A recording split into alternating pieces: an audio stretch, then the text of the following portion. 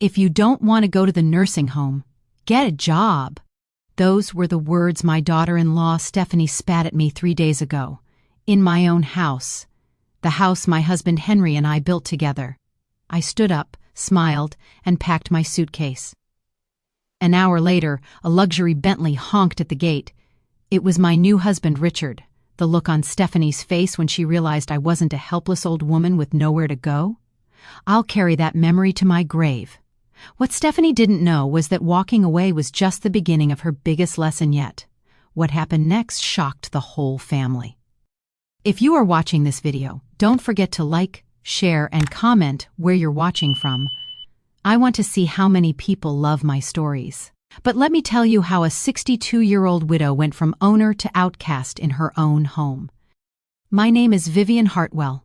I'm 62 years old, a widow, a mother, and apparently invisible. For 18 months, I lived as a guest in my own home, while my son Blake and his wife Stephanie slowly erased me from existence. They thought I was a helpless old woman with nowhere to go and nothing to offer. They were wrong. Every Sunday, I prepared dinner in my kitchen for my son Blake, his wife Stephanie, and their 8-year-old daughter Iris. This was my house, the 4-bedroom colonial Henry and I had bought 30 years ago, where we'd raised Blake, where every corner held a memory. They'd moved in after Henry died 18 months ago. "Mom, you shouldn't be alone in this big house," Blake had said. "Let us stay for a while." I'd said yes because grief was drowning me. I told myself it was temporary. They hadn't paid a single bill since. This Sunday, I'd spent 3 hours making pot roast using my grandmother's recipe. I set my dining room table with the good china, fresh flowers from my garden. Stephanie swept in 20 minutes late. She dropped her new designer handbag, Valentino, at least $3,000, on my counter and sat at the head of the table, the seat that used to be Henry's, the seat she'd claimed 6 months ago without asking. "Smells good, Vivian," Blake said. Not Mom anymore. Stephanie had trained him to use my first name, one of many small ways she'd been eroding my position in my own home. My granddaughter Iris looked up at me with bright eyes. "Grandma Viv, this is delicious! Did you use Grandpa Henry's recipe?" "I did, sweetheart," I said, squeezing her hand. "Your grandpa always said the secret was patience and a little bit of love." Stephanie didn't look up from her phone. She said, stabbing at the potatoes I'd peeled in my own kitchen. I watched this woman who'd somehow claimed ownership over my home, my life, my place at the table. She was 31, beautiful, polished. Everything in its place, including her cruelty. "You know, Vivian," Stephanie said suddenly, "maybe we should start eating simpler. All this cooking must be exhausting for someone your age." Blake and I were saying we need to think about practical changes, for everyone's sake. Someone your age. As if 62 meant decrepit. Blake shifted uncomfortably. "Steph, Mom likes cooking." "I'm just thinking about her health," Stephanie said sweetly. "This house is a lot to maintain. The stairs alone. What if she falls? We're being realistic about the future. My house. My stairs. The ones I'd climbed for 30 years without incident."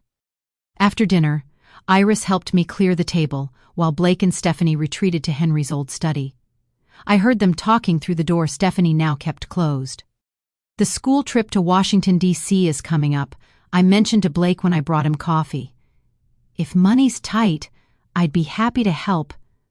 "We're fine, Vivian," Blake said quickly. "We're managing." Stephanie glanced at me. "Blake's been working extra hours. We're budgeting carefully. Every dollar counts."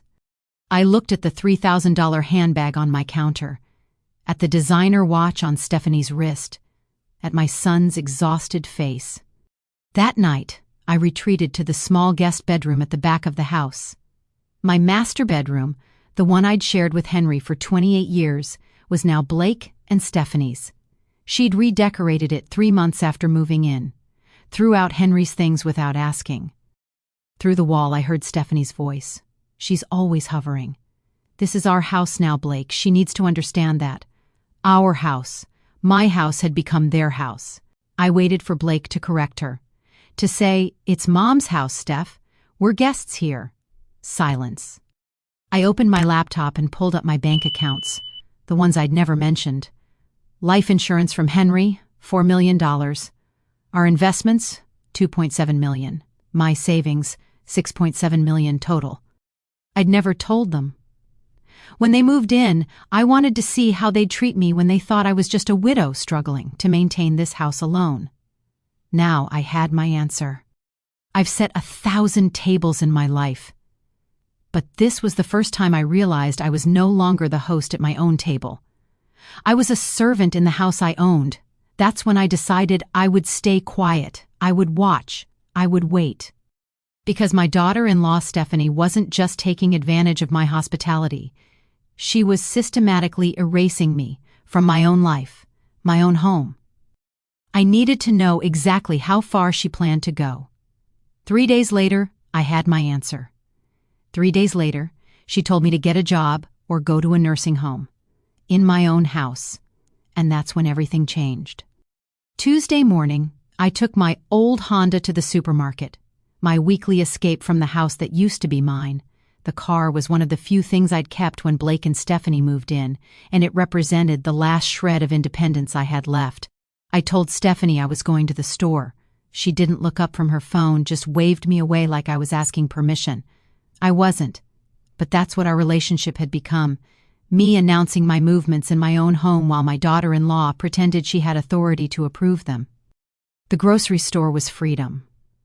For 1 hour each week, nobody needed me to cook or clean or disappear into the background. I could just be Vivian, pushing a cart, choosing apples, existing without apology. I was in the produce section, examining Granny Smith's, when I heard a voice behind me say a name I hadn't heard in 40 years. Vivian Monroe? I turned around. The man standing there was silver-haired, tall, with kind eyes and an expensive watch. It took me 3 seconds to recognize him, and when I did, my heart stuttered. Richard Colton? I thought that was you, Richard said, smiling in a way that erased 4 decades. I almost didn't say anything, thought maybe I was imagining things. But you still do that thing where you test apples for firmness exactly 3 times before choosing one. We stood there by the apples for 20 minutes, and it felt like 20 seconds. Richard told me he was widowed. His wife had passed from cancer 2 years ago. He mentioned, casually, that he'd sold his tech company and was trying to figure out what retired life looks like. The way he said it, I knew the sale had been significant. This wasn't a man worried about grocery bills. I've thought about you over the years, Richard admitted, his voice softer. Wondered what happened to the girl who wanted to be an architect, who drew buildings on every napkin. I felt something crack inside me. Not break, but crack, like ice beginning to thaw. That was a long time ago, I said. I became other things, a wife, a mother. Richard looked at me carefully, the way Henry used to when he knew I wasn't telling him everything. Would you like to get coffee sometime? Catch up properly? I hadn't heard my maiden name in 40 years. When Richard said it, Vivian Monroe, I remembered something I'd forgotten. I used to be someone before I became someone's wife, someone's mother, someone's burden. I used to be Vivian Monroe, the girl who won a scholarship to study architecture, who believed she could design spaces that made people feel alive. Standing there in the produce aisle with Richard Colton, I felt her stirring inside me. That girl, the one I'd buried under decades of other people's needs. Yes, I said, pulling out my phone with shaking hands. Coffee would be nice. We exchanged numbers. Richard smiled and said he'd call me tomorrow. As I watched him walk away, guilt crashed over me like a wave. Was this betraying Henry's memory? Was I some pathetic old woman getting swept up by a handsome face and kind words? But beneath the guilt was something else. Hope. For the first time since Henry died, I felt alive. I drove home with my groceries, my heart still racing. I pulled into the driveway of my house, the house with my name on the deed, and saw Stephanie standing on the front porch, arms crossed. The moment I stepped out of the car, my daughter-in-law's voice cut through the afternoon. You took the car without telling me where you were going. I needed to run errands. You can't just disappear like that, Vivian. I stared at my daughter-in-law, this woman who'd moved into my home and now acted like I needed permission to leave it. I told you I was going to the grocery store, I said calmly, holding up the bags. And it's my car, Stephanie. I've had it for 8 years. Blake appeared in the doorway behind his wife, looking uncomfortable. Steph, Mom's right. It's technically her car. She brought it when she moved. He stopped himself. When she moved in. The words he couldn't quite say in front of Stephanie were, when we moved into Mom's house. Stephanie's face darkened. It was subtle, a tightening around her mouth, a flash in her eyes, but I recognized it. This small assertion of my autonomy, this tiny reminder that I still owned things, that I still had freedom, felt like a threat to her. My daughter-in-law wanted total control, and my old Honda represented something she couldn't quite claim. Fine, Stephanie said coldly, but next time it would be considerate to let us know your schedule. We worry about you. At your age, anything could happen. At your age. There it was again. The subtle reminder that Stephanie saw me as decrepit, helpless, one fall away from a nursing home. I carried my groceries inside without responding. That night, lying in my small guest bedroom in the house I owned, I looked at Richard's number in my phone. I hadn't told him the truth about my life, how I'd become invisible in my own home, how my daughter-in-law was systematically erasing me, how my son watched it happen in silence. But Richard had reminded me of something crucial. I used to be Vivian Monroe, and maybe, just maybe, I could be her again. Richard called the next morning while I was making breakfast for Blake, Stephanie, and Iris in my kitchen. I stepped out onto the back porch to answer, my heart racing like I was a teenager sneaking a phone call. We agreed to meet at a cafe downtown that afternoon. After I hung up, I stood there for a moment, feeling guilty and exhilarated in equal measure. When I came back inside, Stephanie was watching me with narrowed eyes. "Who was that?" my daughter-in-law asked. "An old friend," I said simply. I didn't owe her an explanation. The cafe Richard chose was upscale, the kind of place with marble tables and coffee that costs more than a meal. I felt underdressed in my simple cardigan and slacks, but Richard greeted me like I was wearing diamonds. "Vivian," he said, standing up to pull out my chair. "You look exactly like I remembered. We ordered coffee, not tea," I noticed. At Blake and Stephanie's house I always made tea, service. But here, with Richard, I ordered a cappuccino, equality. Richard shared his story over coffee that stretched into lunch. He'd built a software company in the 90s, grew it for 25 years, and sold it 2 years ago for $400 million. His wife had been his business partner and the love of his life. When she died of cancer, he'd been lost. After the funeral, after the estate was settled, I started thinking about the past, Richard said quietly, about the people I'd loved before. "I hired someone to find you, Vivian. I wanted to know if you were happy." The confession stunned me. "You looked for me?" I asked. Richard nodded. "I found out you were married, that you had a son. The investigator told me you seemed content, so I didn't intrude. But I never stopped wondering about Vivian Monroe, the girl who was going to build museums and libraries and spaces that made people feel something." I felt tears prick my eyes. "That girl grew up," I said. "She became someone else." "Tell me about your life," Richard said gently. I lied at first, told him I was doing fine, living with my son Blake and his family, enjoying retirement.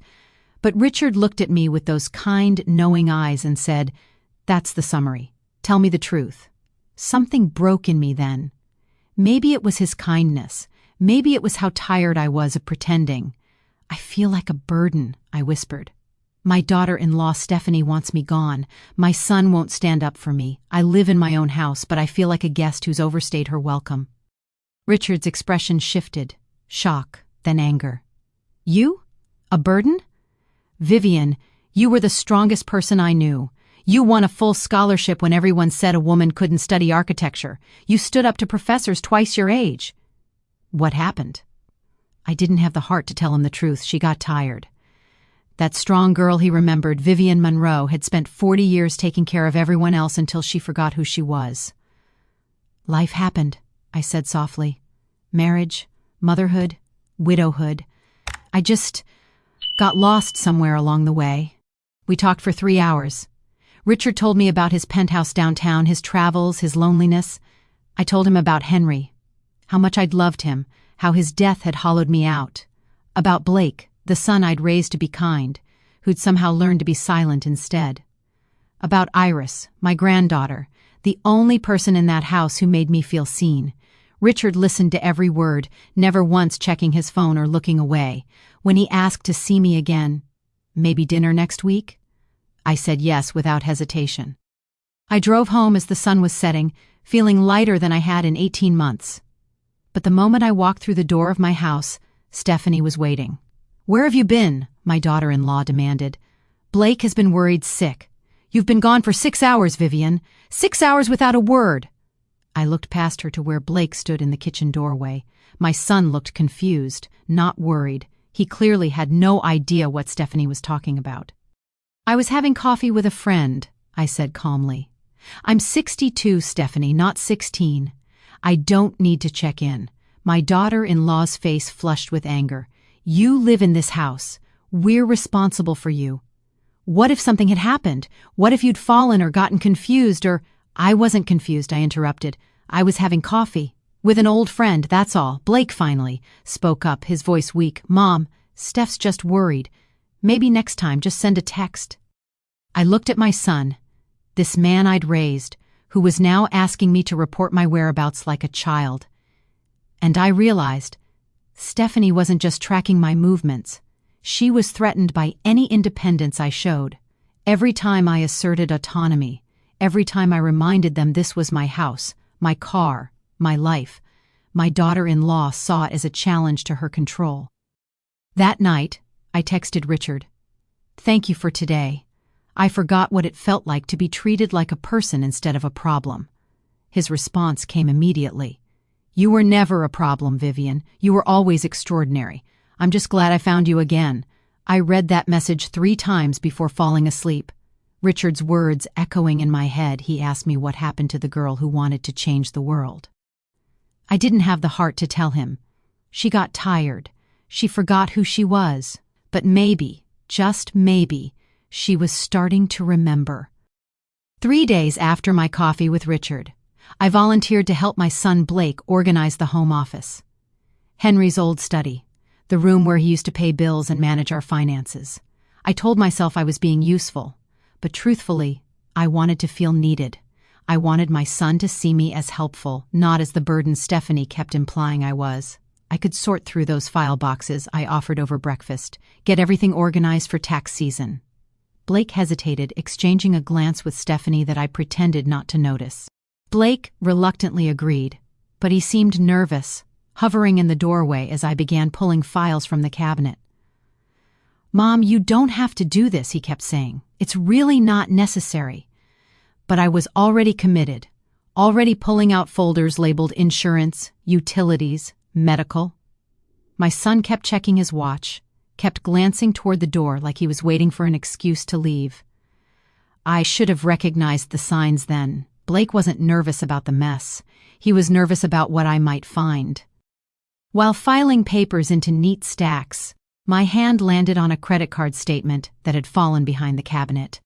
I pulled it out, intending to add it to the pile, but the number at the bottom stopped me cold. $43,000 balance. Blake's name was on the account. I sat back in Henry's old chair and scanned the charges. Nordstrom, $3,200. Spa Luxe, $890. Hotel Dominion. Our City, Not a Vacation, $1,450. Every single charge was Stephanie's spending. Luxury shopping, spa treatments, hotel stays in the city we already lived in. My hands were shaking when I found the second statement tucked in the same folder. Another credit card. Another $31,000 balance. Same pattern, designer stores, expensive restaurants, a jewelry purchase for $5,600. This was the card Stephanie had used to buy that Valentino handbag I'd noticed at dinner. While my son worked extra hours and claimed money was tight for Iris's school trip, My daughter-in-law was spending $74,000 like it was nothing, like it was her right. Blake came into the study suddenly, and his face went pale the moment he saw what I was holding. "Mom," he started, his voice strained. "It's not. We're working on it." I looked at my son, this man I'd raised to be honest and strong, and saw someone beaten down. She deserves nice things. She works hard. I work hard. We're managing it. But his voice cracked on managing, and I knew they weren't managing anything. They were drowning, and Stephanie was adding water. I kept my voice gentle, non-judgmental. "Blake, sweetheart, do you know about the second card?" I held up the statement for the account ending in 7,392. My son's face shifted from pale to confused. He stepped forward, took the paper from my hands, and I watched the realization dawn across his face. Blake didn't know about the second card. My daughter-in-law had opened a credit card in his name, or convinced him to open it and then hidden the statements, and spent $31,000 without his knowledge. Before Blake could speak, Stephanie appeared in the doorway. Her eyes went immediately to the papers in Blake's hands, then to me, and her expression turned ice cold. In that moment, I saw past the beautiful face and polished exterior to something calculating underneath. My daughter-in-law wasn't just careless with money. She was strategic. She was hiding debt, manipulating finances, and now she'd been caught. The air in the room shifted, became dangerous. "Mom," Stephanie said, her voice dripping with false concern, "maybe you should go rest. You look confused." She walked over to Blake, gently took the statements from his hands like she was disarming a child. "This is a lot of financial information. I know it can be overwhelming for someone your age to process. Why don't you lie down? Blake and I will handle this."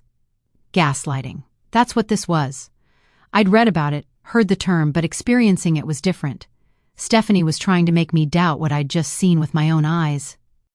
I've been called many things in my life: wife, mother, architect, volunteer, widow. But confused wasn't one of them until I moved into this house. Until Stephanie decided that questioning her behavior meant I was losing my mental faculties. That's when I knew for certain my daughter-in-law wasn't just pushing me out of my own home. She was erasing me, making me invisible, convincing my own son that I couldn't be trusted to understand simple math. Blake stood there, silent, torn between the evidence in front of him and his wife's manipulation. I stood up from Henry's desk, looked my daughter-in-law directly in the eye, and said calmly, "I'm not confused, Stephanie. Those are credit card bills. $74,000 in debt. And Blake didn't know about the second card, did he?" Stephanie's mask slipped for just a second, a flash of rage before she composed herself. "Blake, I'll explain everything later. Mom clearly needs to rest. This has been too much excitement for her." She took my arm like I was fragile, like I was the problem, and guided me out of Henry's study, out of my own home office. My son said nothing, and that silence told me everything I needed to know about how far Stephanie had already gone, and how much further she was willing to go. 2 days after discovering Stephanie's secret debt, I told Blake and my daughter-in-law that I was meeting an old friend for dinner. I deliberately kept it vague, didn't offer details, didn't ask permission. I simply stated it at breakfast: "I'll be out this evening." I was testing something, how much control Stephanie thought she had over my life, over my movements in my own house. The test results came back immediately, and they weren't good. Stephanie's interrogation started before I'd even finished my coffee. "What friend? Where are you going? How do you know them?" My daughter-in-law fired questions like I was a teenager asking to borrow the car, not a 62-year-old woman planning dinner with a college friend. "Someone I knew years ago," I answered calmly. "We ran into each other recently." Stephanie's eyes narrowed. "Does this friend have a name? Will you be late? Should we wait up?" The possessiveness in her voice was stunning. This woman who wanted me gone was now interrogating me for daring to have a life outside her surveillance. Richard picked me up at 6 in his black Mercedes. I'd told him to come to the door, not to wait in the driveway, because something in me needed Stephanie to see this, to see that I had people in my life, resources, options. When Richard stepped out of that car in his tailored suit and walked up to my front door like a gentleman, I watched through the window as Stephanie's face went pale. She stood at the living room window, watching, calculating. My daughter-in-law was realizing something she should have considered months ago. She didn't actually know anything about my life before Blake brought her home. At the restaurant, an elegant place with soft lighting and wine lists thicker than novels, Richard asked me to tell him the truth about my life. Not the sanitized version I'd given him over coffee, but the real truth. We ordered wine, and then Richard said, "Vivian, I need you to be honest with me. What's really happening in that house?" The kindness in his voice, the genuine concern, broke something inside me. So I told him everything. I broke down and told Richard about feeling invisible in my own home, about Stephanie's daily cruelties disguised as concern, about the credit card debt I'd discovered, about how my daughter-in-law had gaslit me in front of my own son, calling me confused when I questioned $74,000 in hidden charges, about Blake's silence, his inability to stand up to his wife even when she was destroying him financially and erasing his mother from her own house. I told Richard about lying in my guest bedroom, in my own house, listening to Stephanie tell Blake that I was the problem. Richard listened without interrupting, his jaw tightening with each revelation. When I finished, Richard reached across the table and took my hand. "Vivian, you don't have to live like that." His voice was quiet but firm. "You don't have to stay in a house where you're treated like a burden. You own that house. You have resources. You have options." I started to protest, to say that Blake needed me, that I couldn't abandon Iris, that Henry would have wanted me to keep the family together. But Richard squeezed my hand and said, "What would Henry want for you? Really? Would he want you diminished and dismissed and made to feel worthless?" Then Richard said something that changed everything. "I never stopped loving you, Vivian. When my wife died, I grieved her honestly. She was a good woman, and we built a good life. But you were always there, in the back of my mind, the one who got away, the girl I let slip through my fingers." He paused, his eyes searching mine. "I'm 64 years old. I've built empires and lost people I loved. I don't have time to waste anymore. Come away with me. Start over. Be Vivian Monroe again, not someone's burden." It wasn't a formal proposal, not yet, but it was close. It was an escape plan dressed as romance. I sat there, overwhelmed, feeling like I was standing at the edge of a cliff. Part of me wanted to jump, to say yes immediately, to run away from Stephanie's cruelty and Blake's weakness, and the life that had become so small I could barely breathe in it. But guilt crashed over me like waves. What about Henry's memory? What about abandoning Blake to Stephanie's manipulation? What about Iris, my granddaughter, who still looked at me like I mattered? I didn't say yes, but I didn't say no either. I just said, "Let me think about it, please. It's a lot." Richard drove me home, and we sat in his Mercedes outside my house for 10 minutes, talking softly. He told me there was no pressure, no timeline. "But Vivian," he said as I reached for the door handle, "don't confuse loyalty with self-destruction. You can't save your son by disappearing yourself." I kissed his cheek, the first kiss I'd given any man since Henry died, and walked toward my front door. He asked me to run away with him, and for the first time in 18 months, I wanted to run toward something instead of away from the woman I'd become. But when I opened the door, Stephanie was waiting in the living room, arms crossed, face hard. She'd been watching from the window, had seen Richard's Mercedes, had probably Googled him by now and knew exactly how wealthy he was. "Vivian," my daughter-in-law said coldly, "sit down. We need to talk about your living situation." The war I'd been avoiding was about to begin, and Stephanie had just fired the first shot. The morning after my dinner with Richard, Stephanie sat me down at my own kitchen table. Blake had conveniently left for work early. I suspected my daughter-in-law had orchestrated his absence. She wanted me alone, undefended, without my son's weak protests to slow her down. Stephanie placed her coffee mug on the table with deliberate precision and looked at me with cold eyes. "Vivian, this isn't working anymore. You're not happy, we're not happy. It's time we talk about alternatives." The word alternatives landed like a threat. I knew exactly what was coming. Stephanie pulled out a folder, she'd come prepared, and spread glossy brochures across my kitchen table.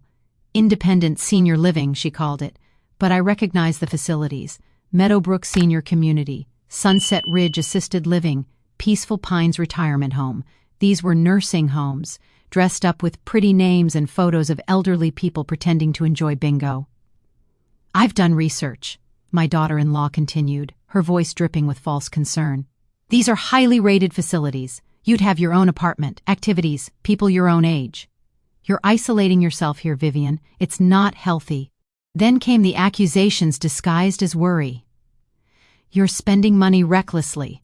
That dinner last night, going out without telling us where you are. We're concerned about your judgment, about your safety. Stephanie pushed a brochure toward me, pointing at a photo of a cheerful dining room full of white-haired strangers. Look, they have movie nights and garden clubs. You'd make friends. You'd be around professionals who understand the needs of someone your age. Someone your age. The phrase Stephanie wielded like a weapon every chance she got. I stayed calm, folding my hands on the table, and asked the question I already knew the answer to. Does Blake feel this way too? I watched Stephanie's face carefully, looking for the tell. She smiled, that practiced sympathetic smile that never reached her eyes. Blake is too kind to say it, Vivian. He'd never hurt your feelings. But yes, we've discussed this extensively. We need our space. Our family needs privacy. Iris is getting older and she needs her own room. This house isn't big enough for all of us. My house, my 4-bedroom house, wasn't big enough because Stephanie wanted me gone. I looked at the brochures, glossy pages full of lies about golden years and community and dignity. But I saw them for what they really were, eviction notices wrapped in concern. I need time to think about this, I said quietly. Stephanie's smile tightened. Of course. Take 2 weeks. That should be enough time to visit a few facilities, make arrangements. I've already called Meadowbrook. They have an opening next month. I can schedule a tour if you'd like. 2 weeks. My daughter-in-law was giving me 2 weeks to pack up my life and disappear into a facility where she'd never have to see me again. Before I could respond, I heard a small gasp from the staircase. Iris, my 8-year-old granddaughter, was sitting on the stairs in her pajamas, tears streaming down her face. She must have heard everything. "Grandma, don't go!" Iris ran down the stairs and threw her arms around me, sobbing into my shoulder. "Please don't go to one of those places. I don't want you to leave. You live here. This is your house." My granddaughter understood what Stephanie had spent 18 months trying to erase. This was my home. Stephanie's mask slipped. She stood up abruptly, her voice sharp and cold. "Iris, go to your room. This doesn't concern you. This is an adult conversation." But Iris held on to me tighter. "It does concern me. Grandma Viv is my family." My daughter-in-law's face flushed with anger, not embarrassment at being called out by a child, but rage at being challenged. "Iris Monroe Hartwell," I said, "go to your room, now." The use of Iris's full name, the tone of command. My granddaughter flinched and slowly let go of me, looking back with desperate eyes as she climbed the stairs. I waited until Iris's bedroom door closed before I spoke. "She's right, you know. This is my house. My name is on the deed. You moved into my home, Stephanie." My daughter-in-law's eyes flashed with something dangerous. "And we've been paying the property taxes, the utilities, the maintenance. We've been taking care of this house and you for 18 months. If you want to get technical about ownership, Vivian, we can talk about what you owe us." There it was, the implication that my presence here was a debt I'd have to repay. That night, after Blake came home and Stephanie fed him her version of our conversation, I sat in my small guest bedroom and called Richard. My hands were shaking as I dialed, but my voice was steady when he answered. "Richard," I said, "you asked me if I'd consider starting over with you. Did you mean it? Really mean it?" There was a pause, then Richard's voice came through, warm and certain. "Vivian, I've never meant anything more in my life. Tell me what happened." I told him about the brochures, about Stephanie's 2-week ultimatum, about my granddaughter crying on the stairs while my daughter-in-law ordered her away. Richard was silent for a long moment, and when he spoke, his voice was hard with resolve. "Pack a bag, Vivian. You're not going to any nursing home. You're coming home to me. We'll figure out the rest together." She handed me those brochures like they were kindness. But I saw what they really were, eviction notices wrapped in concern, and I was done accepting Stephanie's cruelty as care. Richard's penthouse was everything my life wasn't. Spacious, light-filled, positioned high above the city like a sanctuary in the clouds. When I walked in 2 days after Stephanie's nursing home ultimatum, I saw Richard's life laid out before me.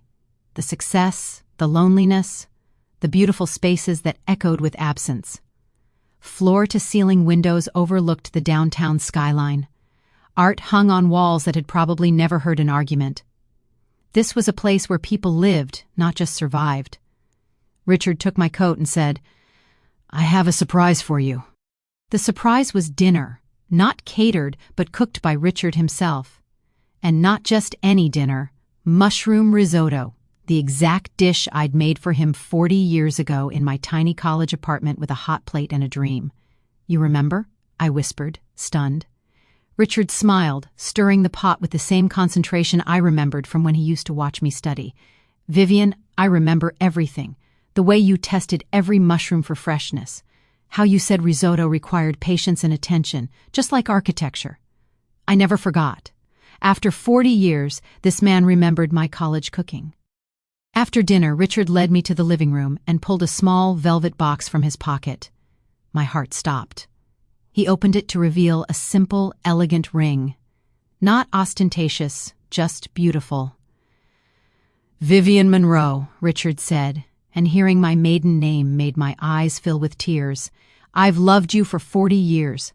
I loved you when we were 22 and stupid. I loved you through my marriage, respectfully, quietly, but I loved you. I loved you when I thought I'd never see you again. And I love you now, standing here, seeing who you've become despite everything that's tried to diminish you. Marry me. Travel the world with me. Be Vivian Monroe again." I said yes, not because I wanted to hurt Blake, not because I wanted revenge on Stephanie, but because I wanted to live again. I wanted to be Vivian Monroe, the girl who won scholarships and drew buildings on napkins, and believed she could create spaces that made people feel alive. That girl had been buried under decades of service and sacrifice, and finally, cruelty. Richard was offering me resurrection. "Yes," I said, my voice strong and clear. "Yes, I'll marry you." He slipped the ring on my finger, and I felt something I hadn't felt in 18 months. Protected. We planned a quiet courthouse wedding in 1 week. No big ceremony, no fuss, just us and the truth of what we felt. But Richard insisted on one thing. "I want to meet Blake and Stephanie first. I want to do this right. You're not running away in shame, Vivian. You're walking toward a new life, and they need to know that you're not alone, that you never were." I warned him it wouldn't go well, that Stephanie would be hostile and Blake would be caught in the middle. But Richard was resolute. "They should know you're not alone. That you never were." I called my best friend Fiona that night. The woman who'd known me for 30 years, who'd watched me shrink into nothing after moving into Blake and Stephanie's home. When I told her about Richard, about the proposal, about the wedding in 1 week, Fiona screamed with joy so loud I had to pull the phone away from my ear.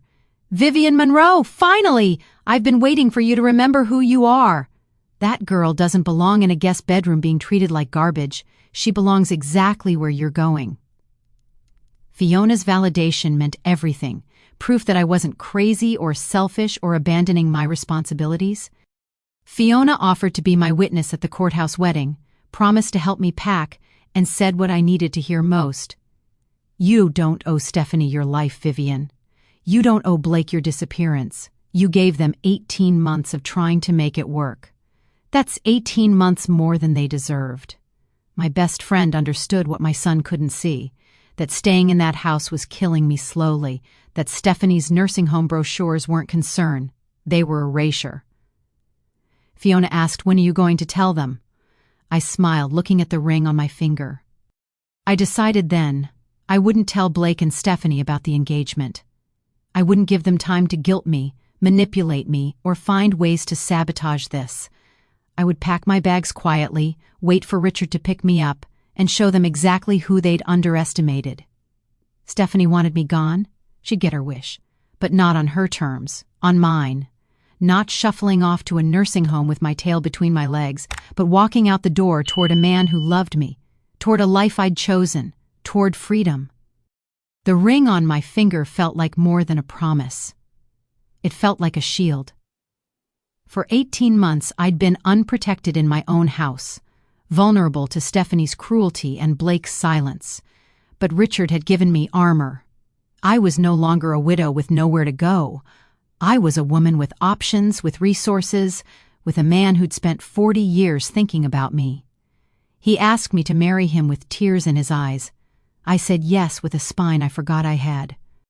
Over the next week, I packed carefully. Only my personal belongings, nothing Blake or Stephanie had given me. I transferred important documents to Richard's penthouse. I said nothing about my plans, and I waited for the inevitable moment when Stephanie would push too far, say the thing that would give me the perfect exit. I didn't have to wait long. 3 days before my wedding, my daughter-in-law finally said the words that set me free. 2 days before my courthouse wedding to Richard. 2 days before my escape. Stephanie cornered me in the living room of my own house. "Vivian, sit down. We need to finalize your move-out date." My daughter-in-law had her tablet out, calendar open, like she was scheduling a furniture delivery instead of evicting her husband's mother. "The 2 weeks are almost up. Meadowbrook has that opening next month. We need to commit to a timeline."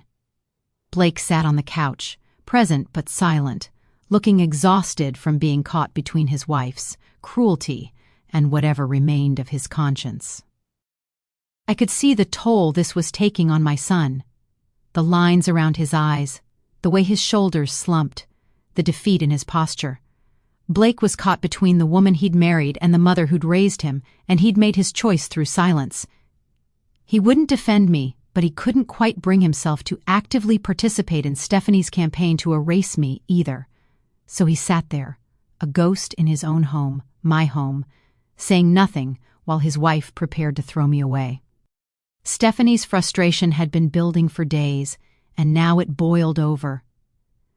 "You're 62 years old, Vivian, living rent-free in this house, contributing nothing to this household except, what? Cooking meals nobody asked for? We can't sustain this anymore. Blake is working himself to death trying to support all of us, and you're just here, taking up space, using resources." The accusations came fast, each one designed to make me feel worthless, parasitic, obsolete. I stayed calm, but I tried one more time to defend myself. "I cook every meal. I watch Iris after school so you don't need child care. I clean this house. I pay for—" But Stephanie cut me off, her voice rising to a pitch I'd never heard before. She was done pretending to be reasonable, done with the mask of concern. My daughter-in-law was showing me who she really was, and I was finally ready to see it. "If you don't want to go to the nursing home, get a job!" Stephanie shouted, her face flushed with anger. "At your age, you should be contributing financially, or you should be somewhere that can take care of you properly. We're not running a charity here, Vivian. This is our home now, and we need you to accept reality." The words hung in the air like poison gas. My daughter-in-law had finally said what she'd been thinking for 18 months. I was a burden that needed to be disposed of. I looked at Blake, my son, the boy I'd raised to stand up for what was right. He flinched when Stephanie said those words, actually flinched, like they'd physically struck him. But he said nothing. His silence was permission. His silence was agreement. In that moment, I realized that I'd already lost my son. Stephanie had taken him from me slowly, word by word, manipulation by manipulation. The Blake I'd raised was gone, replaced by this exhausted shell who chose peace over principle. I stood up, perfectly composed, and said with a calmness that surprised even me, "You're right, Stephanie. It is time for a change." My daughter-in-law looked momentarily triumphant, probably imagining me broken, defeated, shuffling off to pack for Meadowbrook Senior Living. But I didn't give her the satisfaction of tears or arguments. I simply turned and walked toward my small guest bedroom, the room I'd occupied for 18 months in my own house, and began to pack. I packed a single suitcase, taking only what was mine: clothes I'd brought from my old life with Henry, jewelry he'd given me, photographs, my grandmother's Bible. I left behind everything Blake and Stephanie had given me: the cheap bathrobe from last Christmas, the generic slippers, the gift cards to chain restaurants.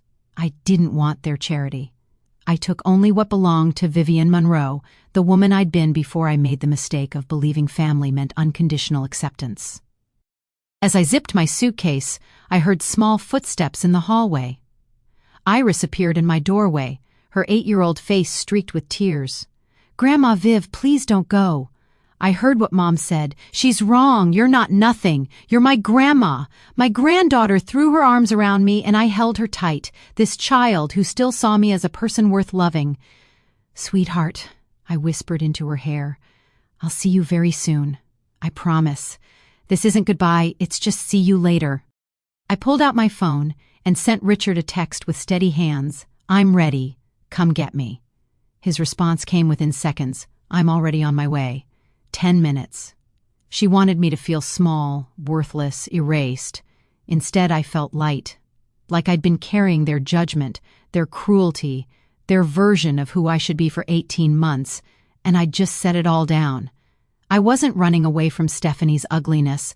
I was walking toward my real life, the life I'd chosen, the life I deserved. I stood by my front door, the door of the house I owned, the house my name was on the deed of, with my single suitcase and coat on, waiting. I was completely serene, calmer than I'd been in 18 months. Stephanie and Blake stood in the living room, watching me with expressions I'd remember forever. Stephanie looked satisfied, probably already planning how to convert my guest room into her walk-in closet. Blake looked uncomfortable, guilty, but still silent. My son had chosen his side, and it wasn't mine. Stephanie assumed I was bluffing, or perhaps calling a cab to my friend Fiona's house, where I'd stay temporarily before surrendering to the nursing home she'd selected. My daughter-in-law was smiling slightly, that cold smile of victory. She'd won.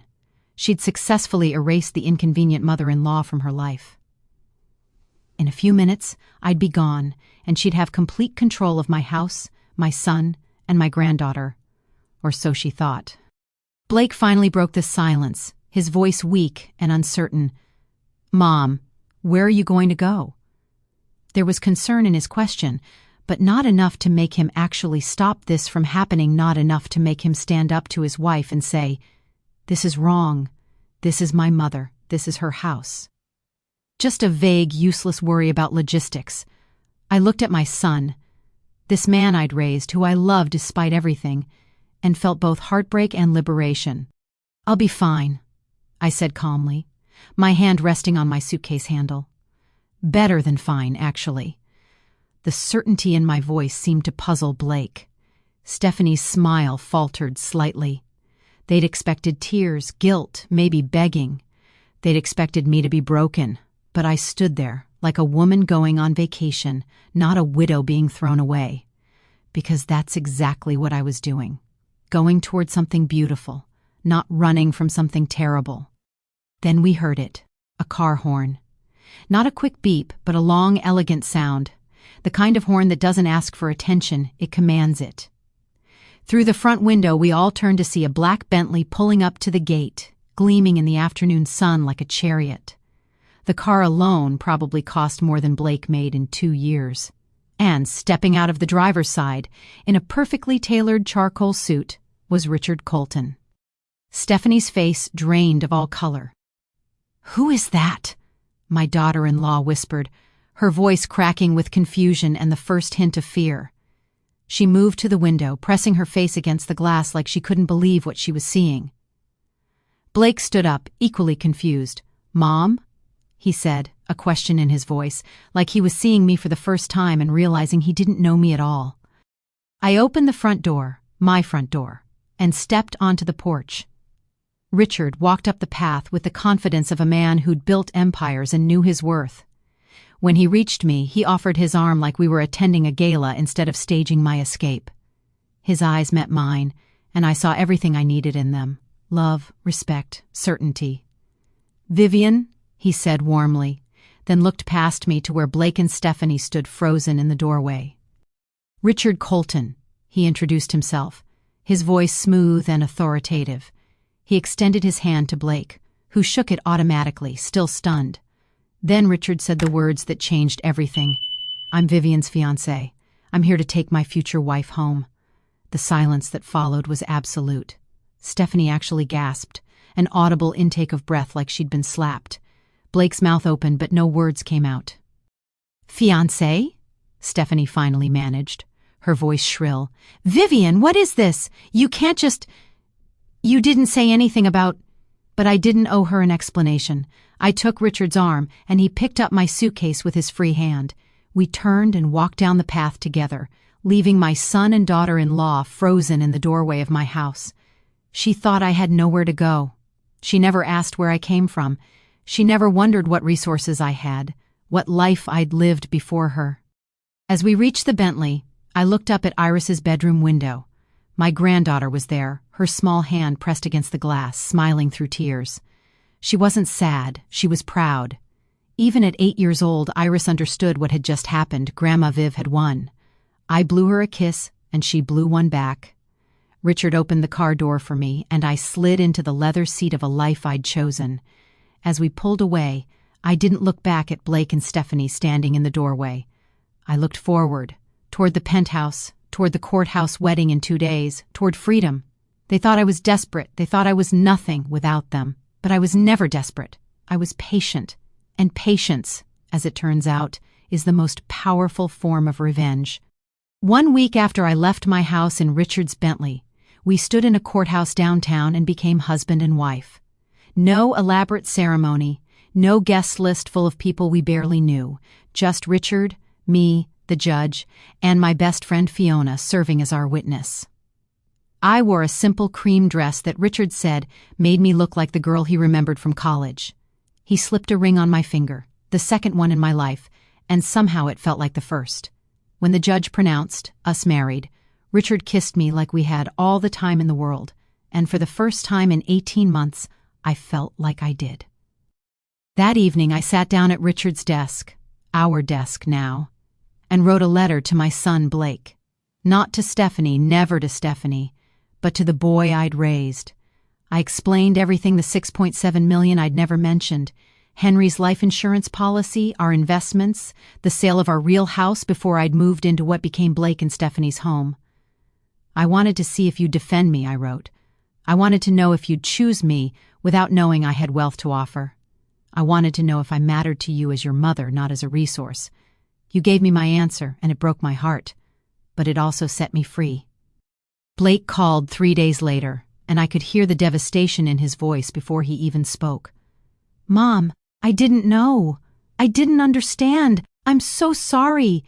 Stephanie said, she told me you were losing your memory, that you needed structure, that we were helping you. I believed her. I'm so sorry. My son was crying, actually crying, and part of me wanted to comfort him the way I had when he was a child. But I wasn't that person anymore. I'd died in that guest bedroom and been reborn in Richard's penthouse. I forgave Blake because holding on to anger would poison my new life. But I set boundaries that were non-negotiable. You're welcome in my life, I told him clearly. You can visit, you can call. But Stephanie is not welcome. Not in my home, not in my marriage, not in my peace. What she did, what she tried to do, was unforgivable. I won't pretend otherwise just to make family dinners comfortable. Blake tried to argue, to say that Stephanie was sorry, that she'd been stressed. But I cut him off. She tried to put me in a nursing home, Blake, in my own house, while spending $74,000 of your money. I'm done pretending that's forgivable. Iris visits every weekend now, and watching Richard with my granddaughter is like watching a masterclass in unconditional love. He adores her, treats her like the grandchild he never had, takes her to museums and bookstores and asks her questions like her answers matter. Last Saturday, Iris whispered to me, "Grandma Viv, I like it better here." You smile now. At home, you always looked sad. Children see what adults pretend not to notice. My 8-year-old granddaughter had watched me disappear and was relieved to see me return. 2 weeks after the wedding, Stephanie tried to reach out through Blake. Suddenly warm, suddenly remorseful, suddenly interested in rebuilding our relationship. Blake forwarded me her text. "I miss you, Mom. I was wrong. I'd love to get coffee and talk. I want to make this right." The transparency was almost insulting. Stephanie had Googled Richard Colton by now, knew exactly how wealthy he was, and saw dollar signs where my face used to be. I blocked her number without guilt, without hesitation, without a single moment of doubt. Last night, Fiona came over for dinner with Richard and me, and we toasted with champagne that cost more than my weekly grocery budget used to be. "To the woman who remembered who she was," Fiona said, raising her glass, tears in her eyes. "To Vivian Monroe, the girl who won scholarships and drew buildings and refused to disappear just because someone told her to. Welcome back. We missed you." I cried. Good tears, healing tears, and realized something profound. I didn't get revenge on Stephanie. I got free from her. Sitting in Richard's penthouse, our penthouse, I reflected on the past 18 months and the past 2 weeks. Stephanie wanted to erase me, to warehouse me, to make me so small I'd vanish without protest. Instead, she reminded me I had options. She showed me I'd been accepting a life I didn't have to accept. My daughter-in-law thought she was teaching me my place. Instead, she reminded me I never had one. I've always been in motion. Vivian Monroe didn't belong in a guest bedroom. She never did. This morning, Richard and I are at the airport, boarding a flight to Paris, the first stop on a 6-month journey around the world. I'm 62 years old, newly married, and about to see places I'd only dreamed of when I was the girl drawing buildings on napkins. As we walk toward our gate, I look back once, just once, at the city where I'd lost myself and found myself again. Then I look forward, toward the departure gate, toward Paris, toward a life I'm finally living for myself. They thought they were teaching me my place. Instead, they reminded me I never had one. I've always been in motion. I didn't fight for a seat at their table.